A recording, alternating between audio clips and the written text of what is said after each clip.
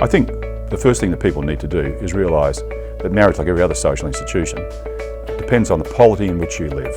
The democratic meaning of marriage is what we're discussing, and that had a particular meaning given to it in 1866. It's a very significant time, 1866, because the world had moved to end black slavery.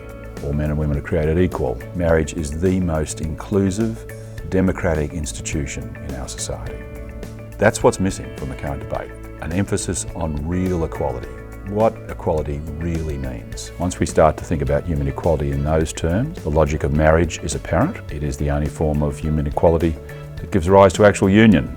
But the issue is not the relationship itself, but under the Marriage Act, what gives you the right to register the relationship?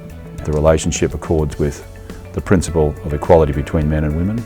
Registration's available. It is the reunification of the sexual division inherent in our biology. Throughout the 19th century, various matters that were raised and dealt with, the abolition of slavery, the enfranchisement of poor people, the abolition of child labour, the entitlement of married women to own property. Across the Atlantic in the United States, the anti-slavery party had as its alternate plank opposition to polygamy. And so when Judge Wilde, in a case called Hyde versus Hyde and Woodhamsey, faced the issue of whether polygamous relationship could be a marriage, he answered it firmly no. He did so for the reason that it could end in slavery for the woman, contrary to the principle of human equality, contrary to the equality between men and women. And he was responsible for giving us the common law summation of the law of marriage, which found its way into the definition of our Marriage Act.